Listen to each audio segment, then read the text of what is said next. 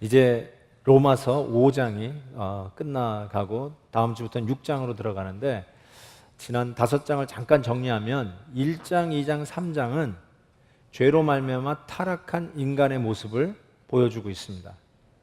그런데 4장, 5장은 그 타락한 인간들을 하나님이 어떻게 회복시키는가, 어떤 은혜를 공급하시는 것에 대해서 설명하고 있습니다. 그래서 예수 그리스도로 말미암아 의롭다 여김을 받은 성도들이 누리는 혜택, 베네핏에 대해서 말씀을 드렸죠. 그래서 첫 번째로는 하나님과 더 이상 싸울 필요가 없는 화평한 자가 되었고, 두 번째로는 어떤 형편이든 간에 어디서든지 간에 하나님 앞에 나아갈 수 있는 액세스를 얻는, 특권을 얻은 자로 하나님 앞에 간구하고 기도하고 부탁하고 모든 것을 의논하고 요청할 수 있는 특권을 가진 자가 되었다. 세 번째로는 하나님의 영광을 바라보며 어떤 상황에서도, 고난이 닥쳤어도 즐거워할 수 있는 믿음의 비밀을 가진 자가 바로 저와 여러분, 예수 그리스도의 말미암아 의롭다 여김을 받은 저희들이다 라고 말씀드렸어요. 이 모든 혜택이 예수 그리스도로 말미암아 우리의 것이 되었어요. 우리는 아무 공로 없지만 예수 그리스도로 말미암아 이 모든 것이 우리가 누리도록 가능하게 되었다는 것입니다. 그런데 질문은 이거예요. 어떻게 예수 그리스도 한 사람으로, 한 분 때문에 모든 사람들이 그런 혜택을 누릴 수 있냐는 질문입니다. 한 사람이 잘하면 그 가족이 혜택을 얻는다, 이 정도는 이해할 수 있는데, 이거는 한 가족이 아니라 한 나라 정도도 아니고 모든 나라를 막론하고 오고 가는 세대를 총망라해서 민족과 종족, 모든 문화를 뛰어넘어서 예수님 한 분 때문에 어떻게 모든 인류가 다 그 혜택을 누릴 수 있냐라고 하는 질문입니다. 그 질문에 대한 신학적, 구속사적 해답이 오늘 본문입니다. 오늘 이 본문 12절에서 21절까지 이 본문을 가지고 필라델피아 제10장로교회 담임 목사셨던 도널드 바하우스 목사님은 이 구절로 7달을 강해를 하셨어요. 그러니까 로마서 1장에서 16장까지 이 성경 중에 가장 신학적이라고 해도 과언이 아닌 본문이 오늘 본문입니다. 저는 7달 못하고요, 오늘 하루 끝냅니다. 그러니까 여러분이 집중해서 들으셔야 돼요. 안 그러면 이 가장 신학적인 이 내용을 놓칠 수 있기 때문에 그렇습니다. 오늘 본문에 오늘 설교 제목으로 잡은 이 왕노릇이라고 하는 단어가 몇 번 등장하냐면 5번 등장합니다. 그런데 이 왕노릇이 영어로 reigning이에요. reigning은 다스린다는 뜻이잖아요. 그런데 다스린다는 말로 번역을 안 하고 우리 한국말 번역은 왕노릇이라고 번역을 했어요. 그 왕이라는 말을 왜 거기다 넣었을까라는 생각을 해보게 되는데, 아주 이거는 기가 막힌 번역이라고 저는 생각해요. 그러니까 한 자치구의 면장 정도의 다스림은 여기서 얘기하는 게 아니에요. 한 나라의 최고 임금의 다스림을 의미하는 게 이 다스림이에요. 그 왕이 이렇게 하자 그러면 그렇게 가는 다스림을 이야기하는 거예요. 그래서 가장 영향력 있고 능력 있고 권세 있는 다스림을 의미하는 단어로서 왕노릇이라고 한국말 성경은 번역을 해냈습니다. 그런데 이 왕노릇이라고 하는 이 단어의 주어가 5번 바뀌지만, 5번 반복되지만 3개의 주어로 나누어집니다. 그래서 저는 이 왕노릇의 주어를 가지고 한번 3단락으로 나누어서 오늘 본문을 한번 강해하겠습니다. 첫 번째로 이 왕노릇의 주어가 죄입니다. 죄가 왕노릇하는 것을 보게 되는데, 21절에 보면 이는 죄가 사망 안에서 왕노릇한 것 같이, 이렇게 설명하고 있습니다. 죄가 왕노릇하는 거예요. 12절에 그래서 오늘 본문 시작하면서 죄가 계속 나와요. 한 사람으로 말미암아 죄가 세상에 들어오고 죄로 말미암아 사망이 들어왔나니 이와 같이 모든 사람이 죄를 지었으므로 사망이 모든 사람에게 이르렀다라고 이야기했습니다. 여기 중요한 논리가 나오는데, 한 사람으로 말미암아 죄가 세상에 들어왔다고 그랬어요. 여기서 그 한 사람은 누구일까요? 한 사람. 히브리어로 한 사람을 아담 합니다. 아담의 말 뜻 자체가 한 사람이라는 뜻이에요. 아담을 얘기해요. 14절 보세요. 아담으로부터 모세까지 아담의 범죄와 같은 죄를 하면서 이 한 사람의 죄가 아담이 지은 죄라는 것을 알 수가 있습니다. 자, 여기에 이 아담이 죄를 지어 세상에 죄가 들어오고 세상에 죄가 들어옴으로 그 결과로 사망이, 죽음이 세상에 들어왔다라고 설명을 합니다. 그러니까 지금 이 바울이 전개하는 논리를 보십시오. 아주 간단한 논리지만 정확한 논리죠. 한 사람이 죄를 지었다. 그 죄로 말미암아 세상에 죄가 들어왔고 죄가 세상에 들어옴으로 사망이 세상에 들어왔다. 고로 모든 사람이 죄를 범하게 되었고 모든 사람에게 그 결과로 사망이 이르렀다 라고 논리를 전개하고 있습니다. 그런 의미에서 죄가 왕노릇하는 것이라는 뜻이에요. 죄가 왕노릇한다는 말은 왕노릇이 이거 아니에요. 우리를 잡고 흔드는 거예요. 이쪽으로 흔들면 이쪽으로 흔들리고 저쪽으로 흔들면 저쪽으로 흔들린다는 뜻이에요. 죄가. 그러니까 우리는 죄에 종살이 하는 것이죠. 죄가 우리를 딱 붙잡고 이리저리 흔드는 왕노릇을 하기 때문에 모든 사람이 다 죄를 지었다는 것입니다. 의인은 없나니 하나도 없어요. 죄를 안 지은 사람이 하나도 없다는 뜻입니다. 심지어는 성경에서 어떤 얘기까지 하냐면 태어나지 아니한 아기조차도 엄마 뱃속에서 잉태되는데 이거를 죄 중에 잉태되었다고 얘기합니다. 아무 행동을 하지도 하지 않았는데 이미 죄인으로 태어났다라고 성경은 얘기합니다. 여러분 이게 아주 중요한 개념입니다. 아담 한 사람이 죄를 지음으로 우리 모든 사람이 죄를 지었다라고 하는 이 의미는 우리가 똑같이 같은 행동을 했다라기보다는 아담이 지은 죄의 인자가, 죄의 유전 인자가 우리에게 전가되었다는 뜻이에요. 그래서 모든 사람이 그 이후로 아담 이후로는 태어날 때 유전인자, 죄라고 하는 유전인자를 가지고 다 태어나게 되어 있어요. 죄악의 씨예요. 열매는 아직 맺혀 있지 않을지 모르지만 똑같은 죄예요. 산상설교의 컨텍스트가 그거 아니에요? 사람을 총으로 칼로 죽이지 않았어도 형제를 향해서 라가라 하는 자마다, 형제에 대해서 불편한 마음을 갖고 있는 자마다 이미 살인했다라고 정죄합니다.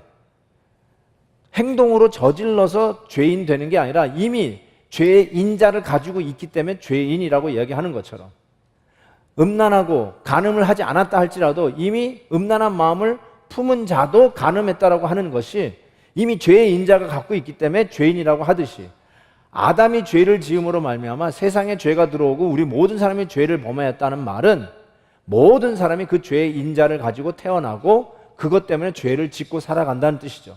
그런 의미에서 죄가 왕노릇한다라고 이야기합니다. 두 번째 왕노릇의 주어는 사망입니다. 사망이 왕노릇합니다. 이런 질문을 던질 수 있어요. 아담이 죄를 지은 후에 모든 사람이 죄를 지었다고 하는데 그러면 모세 시대에 율법을 주셨는데 율법이 있기 전에 과연 죄가 있었느냐라고 하는 질문을 던질 수가 있습니다. 모세 이후에는 예를 들면 도둑질 하지 말라. 그러면 도둑질하는 게 죄가 되니까 넌 죄를 지었다라고 할 수 있을지 모르지만 아담 이후 모세 이전까지 아직 율법이 주어지지 않은 시대에 과연 그 사람들이 죄를 지었다라고 어떻게 이야기할 수 있냐는 거예요. 뭘 근거로 해서 그 사람들이 죄를 지었고 한 사람도 다 예외 없이 죄를 지었다고 그러는데 어떻게 그 사람들이 죄를 지었다고 이야기할 수 있을까라고 질문을 던질 때 바울이 이렇게 논리를 전개합니다. 14절 보세요. 죄가 율법 있기 전에도 세상에 있었으나 율법이 없었을 때는 죄를 죄로 여기지 아니하였느니라. 이 말이 뭐냐면 거짓말하지 말라, 도둑질하지 말라 율법이에요. 이 말이 생긴 이후부터 죄가 생긴 게 아니라 이 율법이 주어지기 전에도 도둑질하고 거짓말하는 죄가 있었다는 뜻이에요. 지금 율법 이후에 그걸 죄로 더 뚜렷하게 확실하게 우리가 알지만 율법이 주어지기 전에도 죄가 있었다라고 이야기합니다. 제가 청년부 활동할 때 청년부 회장을 했었어요. 그때 저를 가르쳐 주셨던 청년부 담당 목사님이 청년부들과 함께 한번 그 뉴저지 바닷가로 피크닉을 간 적이 있어요. 오션 비치인가?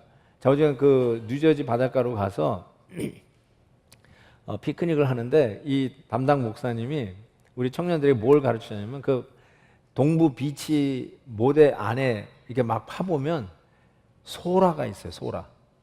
그러면서 그 소라를 캐는 방법을 가르쳐 주는데 이 발꿈치를 해변 모래에 탁 박고 그 다음에 트위스트를 치라는 거예요. 그러면 트위스트를 막 치면 이게 모래를 이렇게 파고 들어가잖아요. 그러다가 발꿈치에 뭐가 탁 하나 걸리는 게 있어요. 그럼 그게 소라예요. 그래서 보면 진짜 소라가 나와요. 그래서 청년부 한 20-30명이 전부 해변가에 서가지고 전부 다 트위스트를 치는 거예요.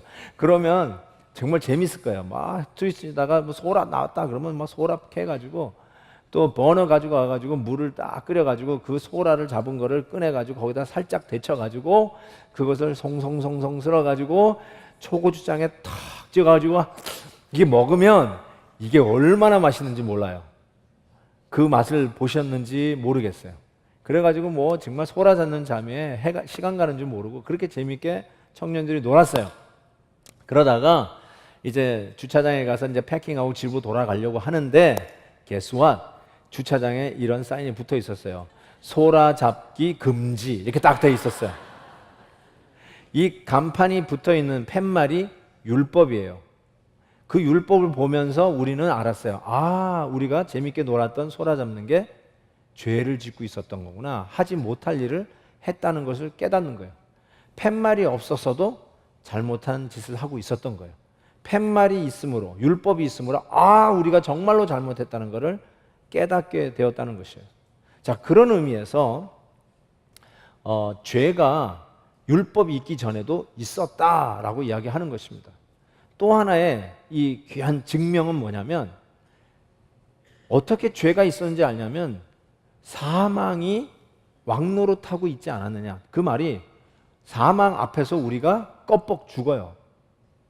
사망 앞에서 이렇게 소위 뭐 속된 별 껐떡댈 수가 없어요. 사망 앞에서 우리 모두가 벌벌 매요. 그래서 사망을 가지고 우리는 사람을 협박하잖아요. 총으로 협박하잖아요. 죽음 가지고 협박하잖아요. 그러니까 사망이 우리 인류의 마지막 그 원수라고 우리 주님도 이야기하시지 않습니까? 그 사망이 우리를 가지고 막 흔드는데 그걸 어떻게 알 수 있냐면 율법을 주어지게도 사람이 죽지 않느냐. 죽는다는 말은 뭐냐? 죄가 들어왔고 죄의 결과로 죽는다고 하지 않았느냐. 아담이 하나님 앞에 이런 말씀을 들었어요. 창세기 2장에 보면 선악을 알게 하는 나무의 열매는 먹지 마라. 네가 먹는 날에는 정령 죽으리라 그랬어요. 이 죽음은 영적 죽음인 하나님과의 결별뿐만 아니라 육체적 죽음도 의미합니다. 이 말은 죄를 안 지었다고 가정한다면 우리 인간은 죽을 필요가 없는 존재예요. 하나님이 우리를 지으셨을 때 죽도록 만든 존재가 아니에요. 죄가 들어오고 죄의 결과로 사망을 맛보게 되었어요. 그런데 아담 이후로 율법을 주는 모세 이전까지도 어떻게 죄가 있는지를 알 수 있느냐? 죽지 않느냐 사람이. 계속 죽어가고 있는데 죽음을 보니까 죄가 있었고 죄를 지었다라고 결론을 내리는 거예요. 그래서 사망이 왕노릇했다라고 이야기할 수 있습니다. 세 번째 왕노릇의 주어가 드디어 등장하는데 바로 은혜의 왕노릇입니다. 은혜가 주어가 돼서 왕노릇하는데 21절에 죄가 사망 안에서 왕노릇한 것 같이 보세요. 은혜도 왕노릇하여 우리 주 예수 그리스도를 말미암아 영생에 이르게 한다. 은혜가 왕노릇하는 것을 이야기합니다. 여기 은혜가 왕노릇하는 게 뭔가를 설명하기 위해서 앞에 이런 말이 있어요. 죄가 왕노릇한 것 같이 뭐뭐 같이 은혜도 왕노릇한다. 그 말은 죄가 왕노릇하는 것과 은혜가 왕노릇하는 것에 유사한 점이 있다는 뜻이에요. 죄가 왕노릇 하는 것 같이 은혜가 왕노릇 한다라고 설명하고 있어요. 그러면서 그러면 도대체 뭐가 유사하고 어떤 원리가 유사한가? 14절에 이렇게 얘기합니다. 아담은 오실 자, 예수 그리스도죠. 아담은 오실 자의 모형이니라 라고 했어요. 모형, pattern, a type of the one to come. 앞으로 오실 자 예수 그리스도의 패턴이라고 이야기했어요. 이 모양, 이 모형, 패턴을 정확하게 설명을 한 것이 그 다음 15절부터 19절까지 쭉 이 패턴, 모형, 타입이 무슨 패턴인지를 설명하고 있는데 제가 다시 한번 또박또박 읽겠습니다. 도대체 아담이 무슨 패턴이고 은혜로 왕노릇하는 그리스도 안에서 주신 새로운 패턴은 뭐가 비슷하기에 또 이거와 비슷하다고 얘기하는가? 잘 좀 들어보십시오. 15절. 곧 한 사람 아담의 범죄를 인하여 많은 사람이 죽었은즉 또한 한 사람 아담 두 번째 아담이에요. 혹은 마지막 아담이라고 부르는 예수 그리스도의 은혜로 말미암은 선물은 많은 사람에게 넘쳤느니라. 17절. 한 사람의 범죄로 말미암아 사망이 그 한 사람을 통하여 왕노릇하였은즉 더욱 은혜와 의의 선물을 넘치게 받은 자들은 한 분 예수 그리스도를 통하여 생명 안에서 왕노릇하리로다. 18절. 한 범죄로 많은 사람이 정죄에 이른 것 같이 한 은혜로운 행위로 말미암아 많은 사람이 의롭다 하심을 받아 생명에 이르렀느니라. 19절. 한 사람이 순종하지 아니함으로 많은 사람이 죄인 된 것 같이 한 사람이 순종하심으로 많은 사람이 의인 되리라. 패턴이 잡히세요? 한 사람이 범죄하고 한 사람이 불순종해서 죄인 되었고 불의하게 되온 것처럼 한 사람이 순종하고 한 사람이 은혜로 우리에게 임하여 생명으로 의로움으로 우리에게 은혜를 베푸셨다. 이 원칙이에요. 한 사람이 순종해서 의에 이르고 한 사람이 범죄해서 우리 모두가 사망에 이르렀다. 이 패턴을 얘기해요. 이 패턴을 신학적 용어로 뭐라고 부르냐면 언약적 대표성이라고 부릅니다. 뭐 대단하고 어려운 단어가 아니에요. 이 말은 언약적 대표성이라는 말은 다른 사람의 성취가 나의 성취가 되고 다른 사람의 실패가 나의 실패로 여겨지는 상황, 이게 바로 언약적 대표성이에요. 가장 비근한 예가 요즘 브라질 리우에서 열리고 있는 올림픽 국가 대표 선수들입니다. 왜냐하면 그들의 성취가 우리의 성취고 그들의 실패가 우리의 실패라고 여겨지기 때문에 그렇습니다. 여러분들이 그것을 인정하지 않든 간에 그 대표적 언약적 대표성이 있다는 것을 인정할 수밖에 없어요. 여러분, 멕시코하고 우리 한국 축구가 16강에서 붙었을 때 우리가 1대0으로 이겼습니다. 와, 그때의 승리는 우리의 승리였어요. 맞죠? 그런데 어제 8강전에서 온두라스하고의 축구를 보셨는지요? 저는 봤을까요? 안 봤을까요?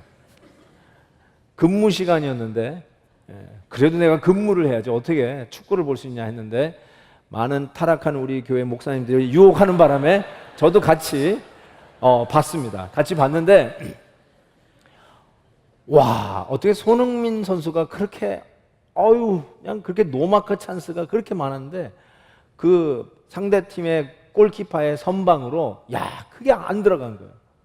근데 앞불사 이 실수해가지고 패스 미스한 것이 그 한 번 실수가 또 적에게는 우리에게 골을 넣는 기회가 돼버려가지고 아쉽게도 1대0으로 우리가 패배를 했어요. 그때 그 패배감, 그때 우리가 느끼는 감정, 우리가 진 거예요. 멕시코하고 이겼을 때는 우리가 이긴 거예요. 어제는 우리가 진 거예요. 그 사람 11명이 진 게 아니라 우리가 진 거예요. 여러분, 만약에 우리나라 선수가 이기고 지는 거에 대해서 아무런 감정이 없다, 조금의 미동의 감정의 흔들림도 없다 라는 분이 혹시 이 자리에 계시면 그분은 틀림없이 그분의 혈관에는 한국 피가 안 흐릅니다. 확실할 수 있습니다. 한국 피가 흐르면 그들의 성취와 실패가 나의 성취와 실패로 강도의 차이는 있겠지만 느껴집니다. 느껴진다면 그걸 신학적 용어로 뭐라고 부른다고요? 언약적 대표성이라고 부르는 거예요. 자, 그것이 여러분 영적으로 오늘 특별히 아담의 모형, 아담의 패턴이 그리스도의 패턴인 것을 설명하는데 그대로 적용이 됩니다. 그래서 이 패턴을 마나탄에 있는 리디머 장로교회 팀 켈러 목사님이 계세요. 그분이 역시 이 로마서를 강해한 책이 나와 있습니다. 그 책에 보니까 이 언약적 대표성을 세 가지로 설명했는데 아주 도움이 될 것 같아서 여러분에게 소개합니다. 첫 번째, 이 언약적 대표성의 우리 가운데 우리가 이해할 수 있는 첫 번째 예는 뭐냐면 단체 교섭의 대표자예요. 예를 들면 노조의 대표예요. 그 사람이 우리를 대신해서 우리를 대표해서 뭐 예를 들어서 임금을 협상한다든지 뭐 스트라이크를 한다든지 뭐 이런 모든 것 이마에 붉은 띠를 메고 뭐 데모를 한다든지 어쨌든 노조 대표가 우리를 대표해서 우리를 대신해서 그 모든 일들을 합니다. 그런 의미에서 단체 교섭의 대표자가 나의 대표가 되는 것이죠. 두 번째 예는 선출된 대표에게 주는 권한입니다. 뭐 조그마한 우리끼리 모이는 클럽에 우리가 투표해서 뽑아놓은 회장이든지 아니면 한 나라의 대통령을 우리가 국민 투표를 해서 뽑든지 우리가 투표해서 뽑은 대표가 갖는 권한을 언약적 대표성이라고 그래요. 예를 들면 국가 원수가 대통령이 가지고 있는 고유 권한 중에 하나가 전쟁 선포예요. 여러분들은 독재를 하는 나라 원수들이 전쟁을 지 마음대로 한다고 생각할지 모르지만 이 세상에 어떤 나라도 민주주의 국가도 국민하고 의논하고 전쟁 선포하는 대통령이나 국가 원수는 없습니다. 여러분이 국가 원수로 국민 투표에서 뽑았기 때문에 대통령은 이 나라의 위기에 전쟁을 선포할 수 있는 권한을 가지고 있습니다. 그것은 어떻게 가지게 되면 여러분이 대표자로 뽑았기 때문에 그분들이 가지고 있는 그 권한이라고 할 수 있어요. 바로 그 안에서 전쟁을 선포하면 여러분도 그 전쟁 안에 들어가는 거예요. 나는 전쟁 싫어요 한다고 해서 여러분이 거기서 빠져나올 수 있는 게 아니에요. 여러분이 이 나라의 백성인 이 나라의 대통령이 전쟁을 선포하면 you're in. 여러분이 아무리 싫다 해도 여러분은 you're in. 왜요? 우리가 뽑은 대통령이 전쟁을 선포했기 때문에. 그게 바로 언약적 대표성을 얘기해요. 세 번째로 이 언약적 대표성을 설명할 수 있는 또 하나의 관계는 변호사와 그리고 의뢰인이에요. 피고. 그것은 뭘 있냐면은 법정 기간 동안에 이 피고는 자기가 고용한 변호사, 그 변호사가 자기를 전적으로 대신합니다. 모든 케이스를, 모든 말들 전부 다 변호사가 합니다. 심지어는 변호사가 대신 법정도 갑니다. 여러분이 모든 코र्트에 갈 이유도 없어요. 여러분 법정 자주 가면 별로 좋은 건 아니지만 법정 꼭 갈 필요가 없어요. 변호사가 대신 가서 모든 케이스를 다룰 수가 있어요. 그런 의미에서 나의 모든 권한이 그 법정 대리인인 변호사가 가지고 있는데 이것이 언약적 대표성을 아주 잘 설명합니다. 자, 그와 같은 패턴이 정확하게 지금 아담의 패턴이고 그리고 우리가 이야기하고자 하는 예수 그리스도의 패턴, 모형이다라고 설명하고 있어요.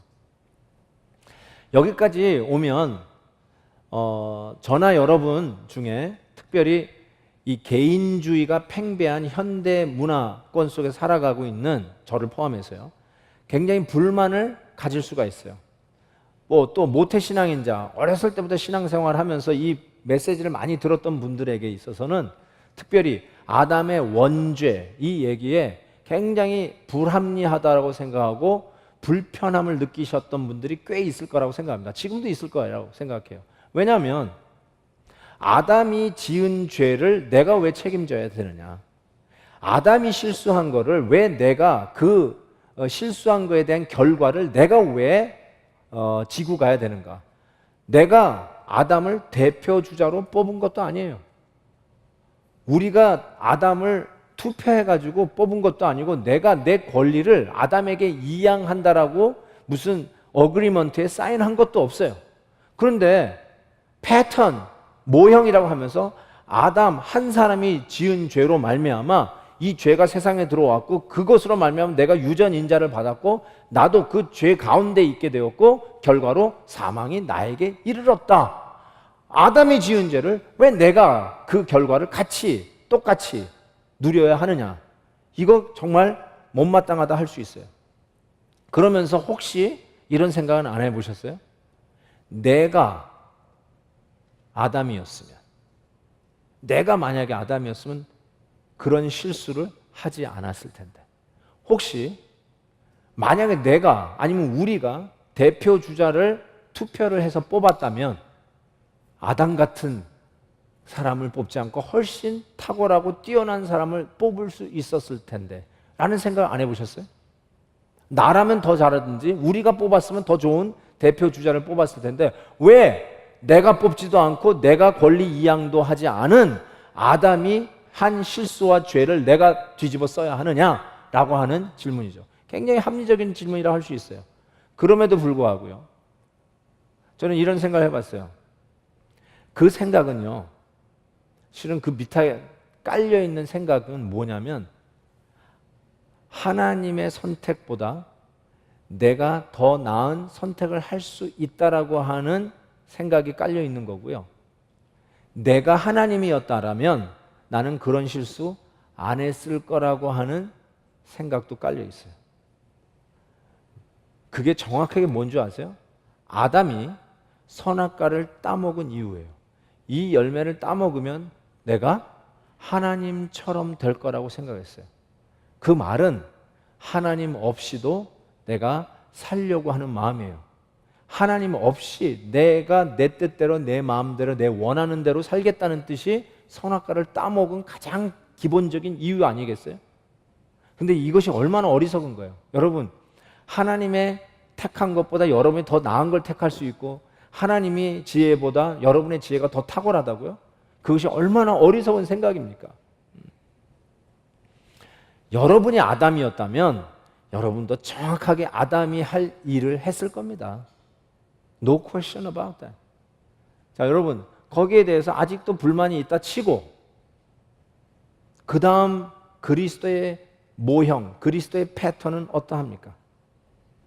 아담이 지은 죄를 내가 왜 뒤집어 써야 돼 하는 불만이 있다는 거 understandable. 예, 인간적으로 이해가 돼요. 그런데 그 다음 패턴은 어떻게 생각해요?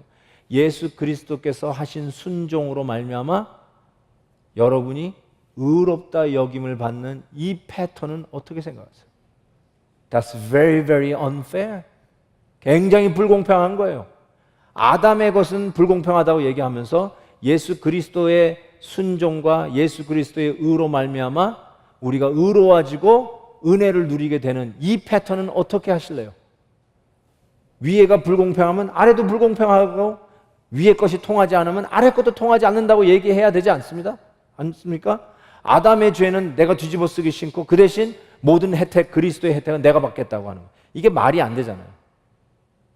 그런데 패턴은 언약의 대표성의 이 패턴은 정확하게 주어졌어요. 아담의 죄로 말미암아 우리가 사망에 이르게 되었고 예수 그리스도의 순종으로 말미암아 하나님의 의가 우리에게 이르게 되었다는 이 패턴을 이야기하고 있어요. 그런데 실은 이 패턴은요, 그대로 그 패턴을 놓고 자르면 똑같은 게 나오잖아요. 근데 아담의 패턴과 그리스도의 패턴은 좀 다릅니다. 다른 게 어떻게 제가 알 수 있냐면요, 본문을 읽다 보면 강조되는 말들이 반복해서 나오는 거에 주의하셔야 돼요. 이게 굉장히 성경을 읽고 해석하는데 너무 중요한 이 헤빗, 버릇이 돼야 됩니다. 계속해서 이 단어가 나오지 하면 주목하셔야 돼요. 언더라인 해야 돼요. 하이라이트를 하셔야 돼요. 그 중에 하나가 더욱이라고 하는 부사예요. 더욱이라는 말이 3번 나와요.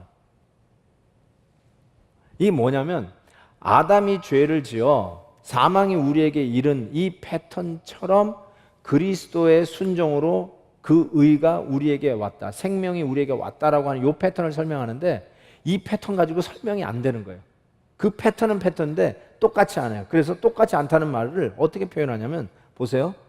17절에 아닙니다. 15절부터 이렇게 되어 있어요.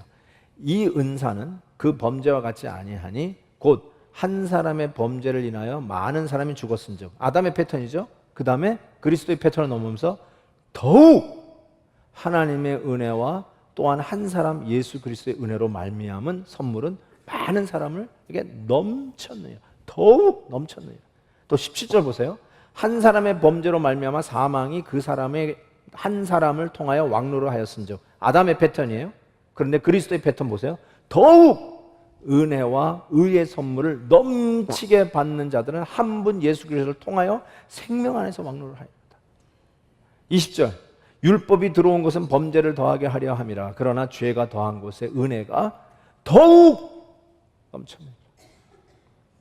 이 패턴은, 그 원리는 비슷한데 실질적인 적용은 아담의 죄를 우리가 뒤집어 썼다라고 하는 그런 불평, 불만 이해할 만하지만 그거하고는 비교도 안 될 적으로 예수 그리스도의 순종으로 말미암아 우리가 의로워지고 생명을 얻게 된 이것은 그 패턴으로 설명이 안 되는 더욱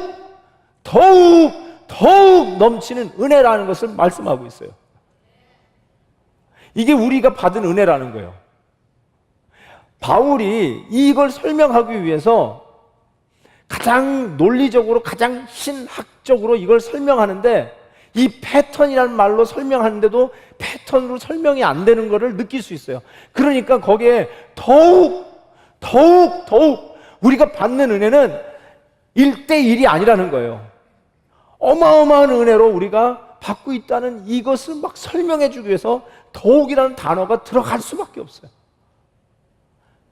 Can't you see? Do you feel this? 더욱 하나님의 은혜가 이렇게 부어진다는 것을 막 설명하려고 하는 이 부글부글 열정으로 끓고 있는 바울의 심정이 느껴지시냐고요. 은혜로, 이 더욱 부어진 은혜로 우리가 왕노릇하는 사람들이 되었다는 것을 설명하고 있어요. 제가 이 왕노릇하면 떠오르는 영화가 있습니다. 그게 바로 광해, 왕이 된 남자라고 하는 영화입니다. 저는 너무나도 이 영화를 진짜 재밌게 봤고요. 은혜를 엄청 받았어요. 그 광해라고 하는 영화의 그 소재가 된 것이 뭐냐면, 여러분 그 승정원의 일기는 왕이 화장실 간 것까지 다 씁니다. 왕이 사냥하다가 말에서 떨어졌어요. 그랬더니 승정원에게, 야, 말에서 떨어진 건 쪽팔리니까 그거 쓰지 마라 그랬더니 승정원이 쓰기를 말에서 떨어졌다. 그런데 쪽팔린다고 이 말을 쓰지 말라고 했다. 이것까지 써가요. 그게 승정원 일기예요. 그런데 승정원 일기에 14일간의 기간이 비어요. 왕의 기록이 없어요. 이 광해 임금에 대한 기록이 14일간 없다는 가상 역사를 소재로 해서 한편 그 폭군으로 여겨지는 광해의 이미지와, 그렇지만 동시에 그 폭군 광해가 그 선왕, 선조 시대 때 있었던 임진왜란 때는 여러분 그 왕족들은 솔직히 피해 달아나잖아요. 그런데 이 광해는 그 임진왜란 때 그 전쟁 앞에 나갑니다. 직접 싸워요. 그러면서 나중에 왕이 돼서는 대동법 같은 것도 이 세제법을 개혁을 해가지고 백성들의 그 무거운 어깨를 덜어주는 아주 개혁 정치를 한 성군으로 또 알려져 있어요. 그러니까 이미지가 두 개잖아요. 근데 같은 사람인데 너무 이미지가 다른 두 이미지를 바로 이 14일간의 빈, 요 승정원의 일기가 빈 이 가상 역사를 소재로 해서 어떻게 이 썰어야 되냐면, 그 14일 동안 진짜 왕은 어디 갔는지 모르겠어요. 이 폭군은 어디 갔는지 모르겠지만 이 시장 바닥에서 뭐 춤추는 한량 하나, 아주 비슷하게 생긴 사람 하나 데려와서 그 가짜를 통해서 광해 왕노릇을 하게 하는 거예요. 요게 영화예요. 그러면서 이제 14일 동안 왕노릇을 하다가, 이 가짜가 왕노릇을 하다가 이제 왕의 그런 모습을 갖춥니다. 그래서 진짜 왕노릇을 하는 거예요. 그러면서 이제 끝나갈 때가 됐어요. 그래서 마지막으로 이제 거의 끝나갈 쯤에 그 이렇게 대서신료들하고 같이 막 이렇게 국가의 모든 대중사를 의논을 하다가 그 당시 금나라, 우리가 오랑캐라고 부르는 금나라가 이 국경을 위협하고 있는데 중국 명나라, 당시 명나라를 우리가 잘 섬겨야 한다라고 하면서 조공을 바치는 이야기가 나옵니다. 그 영화 보신 분들은 기억할 거예요. 그러면서 신하가 이렇게 얘기합니다. 명나라의 군사는 기마 500두, 궁수, 활 쏘는 군인들 3,000, 기병 2,000, 총 2만 명의 병사를 파송해야 되는 줄 아뢰옵니다. 그랬더니 또 다른 신하가 2만 명의 군사를 보내면 우리 북방 국경이 위험해지지 않습니까? 그랬더니 또 한 신하가 이렇게 얘기합니다. 이 나라가 있는 게 누구의 덕입니까? 명나라가 있어야 조선이 있는 게 아닙니까? 설령 오랑캐와 싸워 짓밟힌다 하더라도 명의 4대의 예를 갖추는 것이 황제에 대한 은혜에 보답하는 것으로 사료되옵니다. 그러면서 이제 태왕에게 바칠 품목은 이러합니다. 궁녀 40, 황세조 150호, 백세조 150호 하면서 막 열거하니까 이 가짜 왕노릇하고 있는 광해가 화딱지가 났어요. 그때 이렇게 합니다. 적당히들 하시오. 적당히들.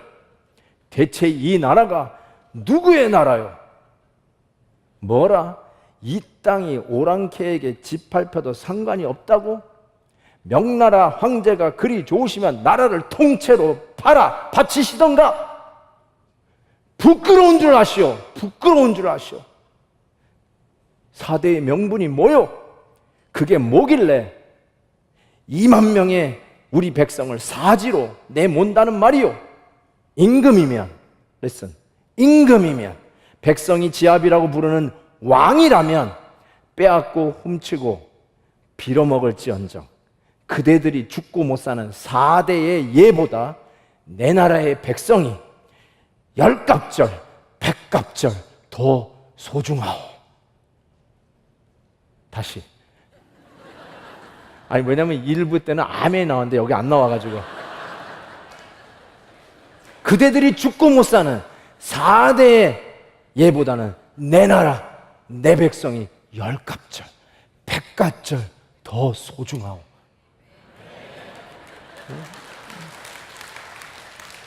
여러분 크리스찬은 영화를 봐도 은혜를 받아야 됩니다. 이게 얼마나 은혜로운지 몰라요. 저 보세요. 여러분 아세요? 여러분 지금 우리는 은혜가 왕노릇하는 실은 전부 다 짝퉁들이에요. 우리는 왕이 아니에요. 마치 이 가짜 광해가 지금 왕노릇하는 것처럼 우리는 왕이 아니에요. 가짜들이 지금 왕노릇하는, 은혜가 왕노릇하는 그 베네핏 안에 들어와 있는 자들이에요. 가짜지만 왕노릇 하는데 진짜 왕 같지 않아요? 그게 은혜란 말이에요. 가짜 한량이지만 진짜 왕보다도 더 진짜 왕 같은 말을 하고 있잖아요. 그 알량 없는 그게 뭔데? 그것 때문에 임금으로서 어떻게 내 백성을 사지로 내모냐? 그런 형편없는 명분 때문에 나는 내 백성을 놓지 않겠다. 내 백성이 더 소중하다라는 건 진짜 왕 같은 말 하잖아요. 마찬가지예요. 우리도 짝퉁들이지만 그럼에도 불구하고 은혜가 왕노릇하는 자들 아니에요. 그 세상적인 시시한 명분 때문에, 그 알량한 돈 때문에, 자존심 때문에 신앙을 팔아먹고 그 시시한 100불, 200불 더 벌기 위해서 신앙을 밟아버리는, 그래서 무늬만 크리스찬이고 무늬만 성도인 사람으로 왔다 갔다 하는 자들이 아니라 정말로 우리가 은혜가 왕노릇하는 자들로, 세상에서 아무리 시시한 걸로 우리를 유혹하더라도 그런 거에 눈길 한번 안 주고 늠름히 진짜 왕같이 은혜가 왕노릇하는 자로 살아가는 자, 그들이 바로 크리스찬들이라는 거예요. 시시하게 줄 서는 것 때문에 화딱지 내고 주차장에서 좀 불편하다고 화나 내고 그런 신앙 말고요, 정말로 은혜가 왕노릇하면서 진짜 왕같이, 이 가짜도 말이죠, 가짜도 이런 왕이 되는데 우리야말로 하나님의 은혜로 이제는 죄나 사망의 앞에서 굽신거리고 있는 자들이 아니라 은혜가 왕노릇하는 자가 되었다는 것이에요. 아직도 죄와 사망을 하고 은혜 사이를 왔다 갔다 하는 자들이에요. 아직 그 나라가 오지 않았으니까. 아직 불완전한 상태니까. 그럼에도 불구하고 오늘 내가 은혜로 왕노릇하는, 내가 예수 그리스도 왕은 아니지만 그 모든 위명을 받아서 오늘도 왕처럼 살아가는 자, 그들이 바로 은혜가 왕노릇하는 저와 여러분인 것을 믿습니다. 한번 기도하는 시간 가질게요. 한번 나는 누가 나를 쥐고 흔드는가? 죄인가? 사망인가? 아니면 받은 바 예수 그리스도의 은혜가 나를 붙잡고 나를 인도하고 다스리는 진정한 왕인가? 한번 생각해 보십시오. 여러분의 기분과 여러분의 행동을 오늘도 쥐고 있는 것이 여러분의 왕인데 그게 뭐예요? 자존심이에요? 아니면 여러분이 가지고 있는 뭐 세속적인 가치관이에요? 돈이에요? 인간관계예요? 아니면 예수 그리스도세요? 한번 깊이 생각해 보십시오.